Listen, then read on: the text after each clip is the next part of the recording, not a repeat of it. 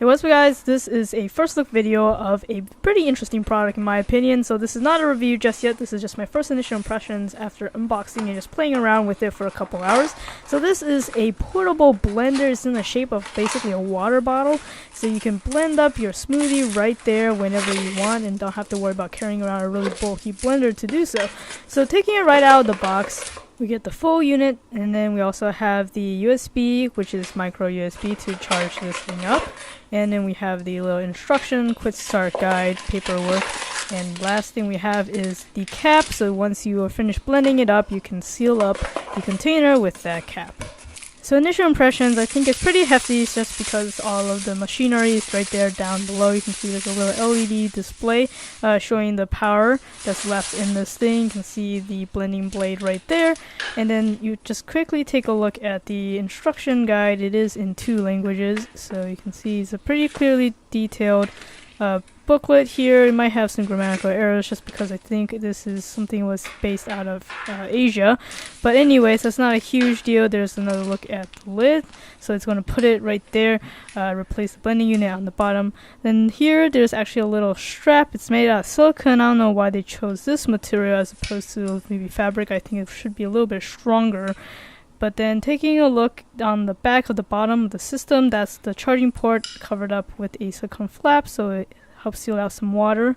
When you clean this thing, and you can press the button right here on the bottom, and here it starts up the blades.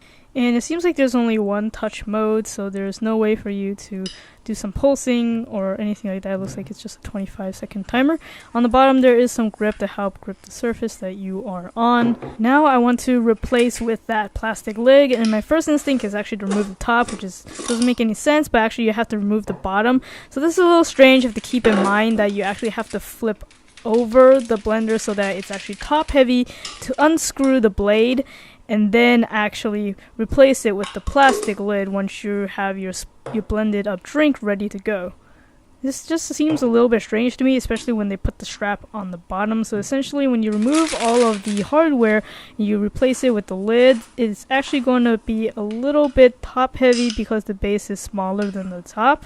But I guess that kind of makes sense. But then my second question would be, what happens to the base unit when it's removed? You got the blade exposed. That's really dangerous. What if somebody accidentally touches that button? And you can see I'm testing it out right here. And when the blade is completely exposed, there is no way that it will be triggered. And then I had a second follow-up is, what if you didn't properly screw on this thing to the blade? And I'm happy to report they even thought of that. So as long as it's not securely screwed into the base, the blade will not work. And you can see there's also a red indicator light that comes on to show that it is not going to start. So this is a pretty interesting product, maybe worth a look. I'll put the product link as usual in the description so you can check it out for yourself. It's not too pricey, around $30. I think my main complaints is just a few of those design quirks, and then the blender itself is kind of loud. But if you can deal with that, I mean, you got yourself a portable blender and you got yourself a new water bottle too, so that's pretty neat.